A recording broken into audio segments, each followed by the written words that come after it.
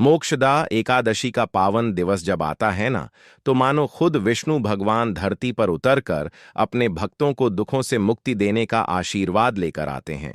कहते हैं कि यह एकादशी सिर्फ पापों का नाश नहीं करती, बल्कि व्यक्ति को मोक्ष का मार्ग भी देती है। इसी कारण इसका नाम मोक्षदा पड़ा।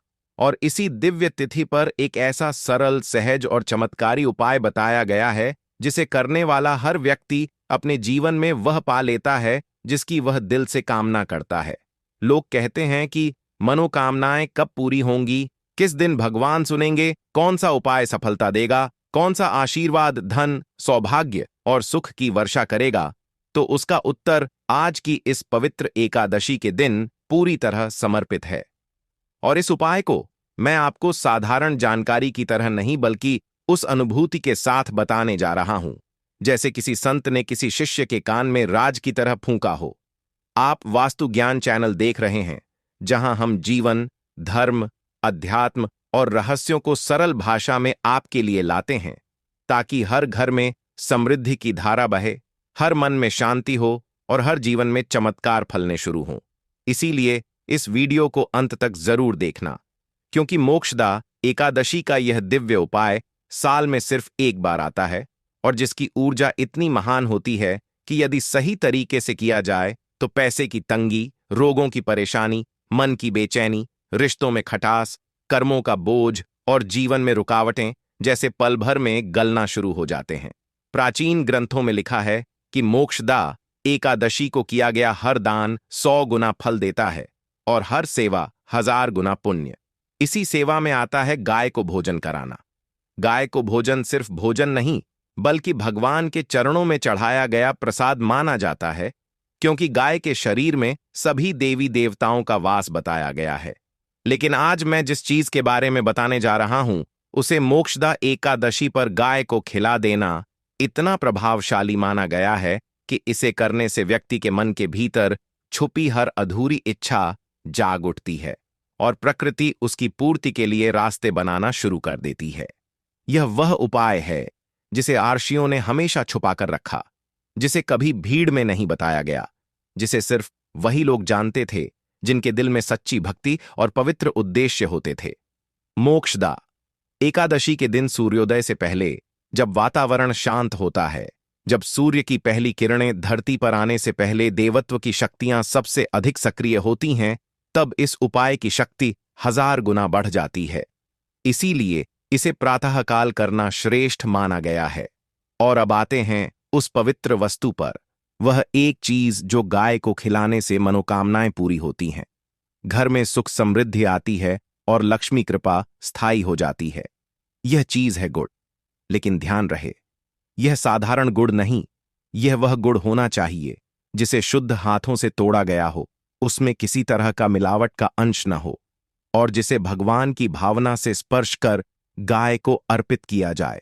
गुड़ को वैदिक ग्रंथों में पृथ्वी तत्व को प्रसन्न करने वाला माना गया है, और गाय अपने आप में पृथ्वी रूपा मानी जाती है।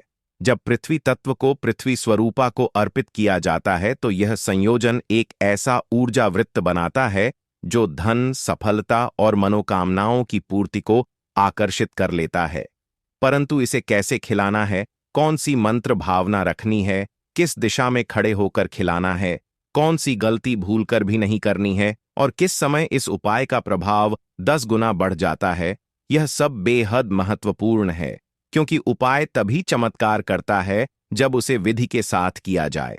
अब अगले भाग में हम आपको बताएंगे कि मोक्षदा एकादशी की सुबह किस प्रकार तैयारी करनी है, गुड़ को किस ऊर्जा से जागृत करना है और किस प्रकार गाय को खिलाना है, ताकि आपकी हर दबी छुपी इच्छा वास्तविकता में बदलने लगे। मोक्षदा एकादशी की पवित्र सुबह जिस प्रकार की जाती है, वही आपके पूरे उपाय की ऊर्जा को निर्धारित करती है।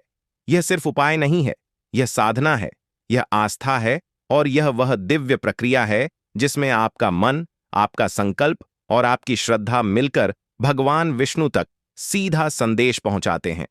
सुबह ब्रह्म मुहूर्त का समय, यानी सूर्योदय से लगभग 1.5 घंटे पहले, वह पल होता है जब वातावरण में शांत ऊर्जा, दिव्य कंपन और दैविक स्पंदन सबसे ज्यादा होते हैं। इसी समय किया गया हर संकल्प फलदायी होता है और इसी क्षण गाय को अर्पित किया गया गुड़ आपकी मनोकामना को ब्रह्मांड में संप्रेषित कर देता है। जब आप सुबह उठें तो पहले अपने मन में यह भाव रखें कि आज मोक्ष देने वाली एकादशी है, आज हर पाप, हर दुख, हर कष्ट दूर होगा और आज मेरे जीवन में नई ऊर्जा का उदय होगा। जैसे ही स्नान करें, अपने मन को शांत करें, फिर प्रकाश या दीपक जलाकर भगवान विष्णु के समक्ष प्रणाम करें।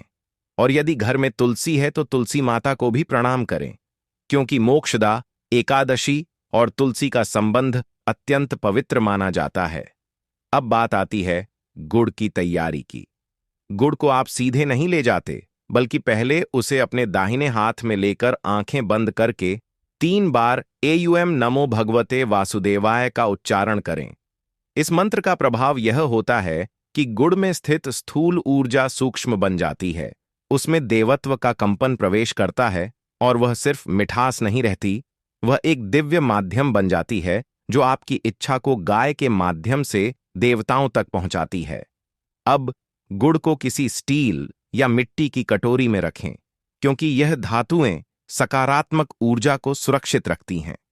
न प्लास्टिक का उपयोग करें और न काली धातु का। इसके बाद आप घर से निकलें और गाय को ढूंढें। ध्यान रखें कि गाय शांत स्वभाव की हो, उससे किसी प्रकार की बेचैनी या भय की ऊर्जा न निकल रही हो, क्योंकि गाय भी ऊर्जा को ग्रहण करती है और जितनी शांत वह होगी उतना ही आपके संकल्प का फल तेजी से आपको मिलेगा। जब आप गाय के पास जाएं तो सीधे उसके मुंह की ओर न खड़े हों, बल्कि थोड़ा सा दाएं या बाएं खड़े हों, क्योंकि सीधी दिशा में खड़ा होना ऊर्जा प्रवाह को बाधित करता है। मन में भाव रखें कि मैं भगवान को अर्पण कर रहा हूं, गाय सिर्फ माध्यम है। अब गुड़ को छोटे छोटे टुकड़ों में बांटकर गाय को खिलाएं। जब गाय उसे खाए तो यह समझ लें कि आपकी मनोकामना स्वीकार हो चुकी है, क्योंकि शास्त्रों में कहा गया है कि गाय के मुख से निकले कण देवताओं तक सीधे पहुंचते हैं। जैसे ही गाय पहला टुकड़ा खा ले, उसी पल अपनी इच्छा को मन में स्पष्ट रूप से बोलें, न आवाज में, सिर्फ मन में। और यहां ध्यान रखें कि मनोकामना स्वार्थपूर्ण न हो, किसी को दुख पहुंचाने वाली न हो, किसी का नुकसान करने वाली न हो। मनोकामना ऐसी हो जो आपको ऊपर उठाए, आपको सुख दे, आपके घर में समृद्धि लाए और आपके जीवन को उजाला दे। जब गाय खा ले तो तुरंत वहां से न जाएं। 2 मिनट खड़े रहें और अपने भीतर एक शांति महसूस करें। यही शांति आपकी मनोकामना के पूरे होने का पहला संकेत है। अब हाथ जोड़कर गाय को प्रणाम करें और अपने मार्ग चल पड़ें। इस उपाय को करने वाला हर व्यक्ति अपनी ऊर्जा में तुरंत बदलाव महसूस करता है। यदि कोई लंबे समय से पैसों की तंगी झेल रहा हो, नौकरी में बाधाएं हो रही हों, घर में क्लेश बढ़ गया हो, मन उदास रहता हो या कोई सपना पूरा न हो रहा हो, तो यह उपाय उन सभी रुकावटों को काट देता है। अब अगले भाग में मैं आपको बताऊंगा कि इस उपाय को करते समय कौन सी भूलें कभी नहीं करनी चाहिए, कौन सी छोटी सी गलती इसका प्रभाव कम कर देती है, और मोक्षदा एकादशी के दिन कौन सा अतिरिक्त छोटा सा काम जीवन में असीम आशीर्वाद ले आता है। मोक्षदा एकादशी का यह दिव्य उपाय जितना सरल दिखता है, उतना ही सूक्ष्म है और उतना ही शक्तिशाली।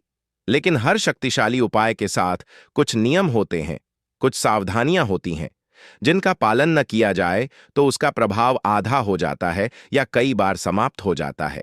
इसलिए अब ध्यान से सुनिए, क्योंकि यह वह हिस्सा है जिसे अक्सर लोग नजरअंदाज कर देते हैं और फिर कहते हैं कि उपाय काम क्यों नहीं कर रहा। सबसे पहली और सबसे महत्वपूर्ण बात यह है कि मोक्षदा एकादशी के दिन किसी भी जीव को दुख पहुंचाना घोर पाप माना गया है, क्योंकि यह दिन करुणा और दया का दिवस है। जिस दिन आप गाय को गुड़ अर्पित कर रहे हैं, उसी दिन किसी जानवर पर क्रोध, अपशब्द या हिंसा का भाव रखना पूरे उपाय की शक्ति को नष्ट कर देता है। इसलिए इस दिन आपका मन बिल्कुल शांत, निर्मल और दयालु होना चाहिए। दूसरी महत्वपूर्ण बात यह है कि गुड़ को खिलाते समय मन में संदेह नहीं होना चाहिए। यदि मन में हल्का सा भी संकोच या शक हो कि यह उपाय काम करेगा या नहीं, तो ऊर्जा का प्रवाह टूट जाता है। मनोकामना तभी फलती है जब वह शुद्ध विश्वास के बीज पर खड़ी हो। तीसरी गलती जो लोग अक्सर करते हैं वह है गाय के पीछे दौड़ना या उसे पकड़कर जबरदस्ती खिलाने की कोशिश करना। याद रखें, गाय देवी स्वरूपा मानी जाती है। उसे प्रसन्न करने के लिए सौम्यता और सम्मान जरूरी है।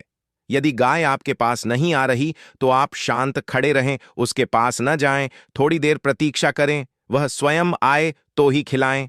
चौथी बात, गुड़ को दूध या चावल के साथ मिलाकर खिलाना इस उपाय की ऊर्जा को कम कर देता है। मोक्षदा एकादशी का यह उपाय सिर्फ शुद्ध गुड़ के लिए ही मान्य है, क्योंकि गुड़ में पृथ्वी तत्व प्रमुख है और यह ऊर्जा को स्थिर करता है, जबकि अन्य पदार्थ ऊर्जा को मिश्रित कर देते हैं।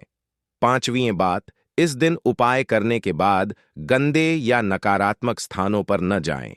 कोशिश करें कि उपाय के तुरंत बाद शांत, पवित्र या सकारात्मक ऊर्जा वाले स्थान पर कुछ देर रहे। आप चाहें तो घर लौटकर दीपक जला सकते हैं या तुलसी माता के पास बैठ सकते हैं। ऐसा करने से आपके द्वारा किया गया संकल्प और भी मजबूत हो जाता है। अब बात आती है उस एक छोटे से अतिरिक्त काम की, जो यदि आप मोक्षदा एकादशी के दिन कर लें तो भगवान विष्णु की कृपा और भी तेजी से प्राप्त होती है। यह कार्य है तुलसी माता को जल अर्पित करना और 7 बार परिक्रमा करना। मोक्षदा एकादशी पर तुलसी का महत्व कई गुना बढ़ जाता है क्योंकि तुलसी विष्णु प्रिय हैं। तुलसी माता के बिना विष्णु पूजा अधूरी मानी जाती है। जब आप तुलसी माता को जल चढ़ाते हैं और मन में यह भाव रखते हैं कि मेरे जीवन से हर अंधकार दूर हो, मेरे कर्म शुद्ध हों और मेरे परिवार पर लक्ष्मी कृपा बनी रहे, तो यह भावना ब्रह्मांड में सीधी प्रवाहमान होती है। यदि आप चाहें तो इस दौरान एक छोटा मंत्र मन में जप सकते हैं। AUM श्री विष्णवे नमः। यह मंत्र आपके संकल्प को और भी स्थिर कर देता है। अब आप सोच रहे होंगे कि यह उपाय कितने दिनों में फल देता है, तो इसका उत्तर बहुत सुंदर है। यदि मन और विश्वास शुद्ध हो, गाय शांत स्वभाव की हो और गुड़ पूरी श्रद्धा से अर्पित किया गया हो, तो अक्सर लोग कहते हैं कि 7 दिन के भीतर जीवन में सकारात्मक बदलाव दिखने लगते हैं। कुछ लोगों को पहला ही दिन असर दिखाता है, कुछ को कुछ समय लगता है, लेकिन इस उपाय का फल कभी व्यर्थ नहीं जाता, क्योंकि यह उपाय सिर्फ उपाय नहीं है, यह ईश्वर को अर्पित की गई सच्ची भक्ति है। अब अगले भाग में मैं आपको बताऊंगा कि मोक्षदा एकादशी पर इस उपाय के बाद पूरे दिन क्या क्या करना चाहिए, कौन से कर्म आपके पुण्य को बढ़ाते हैं, कौन से कार्य से लक्ष्मी कृपा स्थायी हो जाती है और कैसे आपके घर में शांति, धन और खुशियां निरंतर बनी रहती हैं। मोक्षदा एकादशी के पवित्र दिन जब आप सुबह गाय को गुड़ खिलाकर अपनी मनोकामना ब्रह्मांड में संप्रेषित कर देते हैं, उसके बाद दिन भर का आचरण भी उतना ही महत्वपूर्ण हो जाता है। यह दिन सिर्फ पूजा पाठ का नहीं, बल्कि पूरे दिन को एक साधना की तरह जीने का दिन है। जो व्यक्ति इस दिन अपने विचार, व्यवहार और आहार को सात्विक रखता है, उसके जीवन में आने वाली हर समस्या धीरे धीरे समाप्त होने लगती है और उसके भाग्य के द्वार खुल जाते हैं। और यही कारण है कि शास्त्रों में कहा गया है कि मोक्षदा एकादशी पर किए गए छोटे से छोटे पुण्य भी 1000 गुना फल देते हैं। जब आप गाय को गुड़ खिला चुके हों, तो उसके बाद घर लौटते ही सबसे पहले हाथ मुंह धोकर अपने घर के पूजा स्थान पर दीप जलाएं। दीप जब जलता है तो वह तमस को नष्ट करता है और वातावरण में प्रकाश ऊर्जा को सक्रिय करता है। इस दिन घर में घी का दीपक जलाना विशेष शुभ माना गया है, और यदि घी उपलब्ध न हो तो तिल के तेल का दीप भी अत्यंत फलदायक होता है। दीप जलाने के बाद भगवान विष्णु की मूर्ति या तस्वीर के सामने बैठें और कुछ क्षण आंखें बंद कर शांति का अनुभव करें। मोक्षदा एकादशी का यह दिन जीवन की उलझनों से मुक्ति पाने का दिन है, इसलिए कोशिश करें कि अपने भीतर जो भी बोझ है उसे भगवान के चरणों में समर्पित करें। इस दिन मन में चलने वाली किसी भी नकारात्मक भावना को पकड़कर न रखें। अब बात आती है भोजन की। इस पवित्र दिवस पर सात्विक आहार ही ग्रहण करना चाहिए। यदि आप व्रत में हैं तो फलाहार करें, और यदि आप व्रत नहीं कर पा रहे हैं तो भी अपने भोजन में प्याज, लहसुन और भारी भरकम तामसिक वस्तुओं को न लें। सात्विक भोजन मन को स्थिर करता है और साधक की ऊर्जा को ऊंचा उठाता है। मोक्षदा एकादशी के दिन दान का भी बहुत महत्व बताया गया है। आप भूखे को भोजन कराएं, पक्षियों को दाना डालें, किसी गरीब को कपड़ा दें या जल की व्यवस्था करें। इन सभी में असाधारण पुण्य फल मिलता है। विशेषकर यदि आप गाय को गुड़ खिलाने के बाद उसी स्थान के आसपास किसी गरीब बच्चों को कुछ मिठाई या फल दे दें, तो यह उपाय का प्रभाव कई गुना बढ़ जाता है। कई लोग पूछते हैं कि क्या इस दिन कोई मंत्र जप करना चाहिए, तो इसका उत्तर है हाँ। मोक्षदा एकादशी पर एयूएम नमो भगवते वासुदेवाय का जप जितना हो सके उतना करें।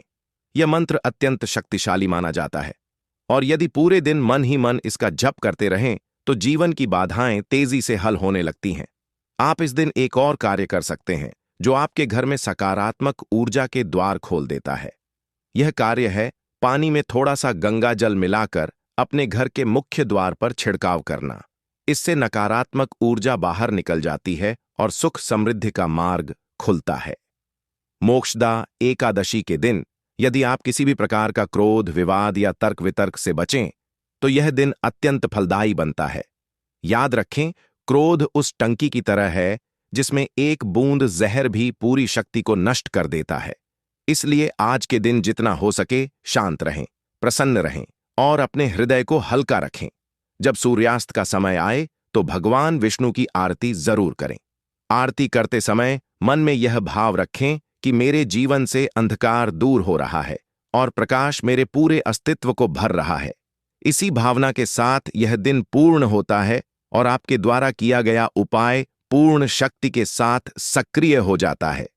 अब अगले भाग में मैं आपको बताऊंगा कि रात में सोने से पहले कौन सा छोटा सा कार्य आपके संकल्प को स्थायी बनाता है, किस छोटे से नियम से लक्ष्मी और विष्णु दोनों का आशीर्वाद संयुक्त रूप से प्राप्त होता है और यह उपाय आपके पूरे साल को कैसे बदल देता है। मोक्षदा एकादशी का दिन जैसे जैसे समाप्ति की ओर बढ़ता है, उसकी आध्यात्मिक ऊर्जा और भी प्रबल हो जाती है। रात का समय इस दिन विशेष रूप से पवित्र माना जाता है क्योंकि इस समय व्यक्ति का मन शांत होता है, विचार स्थिर होते हैं और भगवान विष्णु का आशीर्वाद साधक तक सहजता से पहुंचता है। जब आप पूरे दिन गाय को गुड़ खिलाने का उपाय करने के बाद सात्विकता, शांति और भक्ति से दिन बिताते हैं तो रात में कुछ विशेष नियम और क्रियाएं हैं जिन्हें करने से आपके संकल्प को स्थायी ऊर्जा मिलती है और आपका एक छोटा सा प्रयत्न भी बड़ी सफलता के रूप में खिल उठता है। रात में सबसे पहले यह ध्यान रखें कि सोने से पहले घर का मुख्य दीप बिल्कुल बुझा ना हो। आप एक अलग छोटा दीपक जला सकते हैं, घी का या तिल के तेल का। यह दीप भगवान विष्णु की दिव्यता का प्रतीक होता है और घर में लक्ष्मी जी के आगमन को स्थायी बनाता है। दीपक को दक्षिण पूर्व दिशा यानी अग्निकोण में रखना श्रेष्ठ माना जाता है क्योंकि यह दिशा घर में सकारात्मक ऊर्जा और धन प्रवाह को सक्रिय करती है। अब बात करते हैं उस छोटे लेकिन अत्यंत चमत्कारी कार्य की जो मोक्षदा एकादशी की रात अवश्य करना चाहिए। यह कार्य है तुलसी माता के पास खड़े होकर 3 बार धन्यवाद भावना के साथ प्रणाम करना। यह प्रणाम किसी औपचारिकता की तरह नहीं बल्कि आभार की ऊर्जा से भरपूर होना चाहिए। आपने सुबह संकल्प लिया, गाय को गुड़ खिलाया, भगवान के चरणों में मनोकामना अर्पित की। अब रात में धन्यवाद की भावना उस संकल्प को ब्रह्मांड में स्थिर कर देती है। शास्त्र कहते हैं कि आभार ही वह शक्ति है जो किसी भी संकल्प को फल में बदलती है। अब इसके बाद आपको एक और कार्य करना है। अपने बिस्तर पर बैठें, आंखें बंद करें और सिर्फ 2 मिनट के लिए यह कल्पना करें कि आपकी मनोकामना पूरी हो चुकी है। कल्पना करें कि आप समृद्धि से भरे हुए हैं, घर में शांति है, पैसा लगातार आ रहा है, मनोकामनाएं पूरी हो रही हैं, परिवार खुश है और जीवन में उजाला ही उजाला है। यह प्रक्रिया आकर्षण के सिद्धांत और आध्यात्मिक ऊर्जा दोनों को एक साथ सक्रिय करती है। यही वह क्षण है जब आपकी ऊर्जा और ब्रह्मांड का स्पंदन मेल खाता है। इसके बाद मन ही मन एयूएम नमो भगवते वासुदेवाय मंत्र का 11 बार जप करें।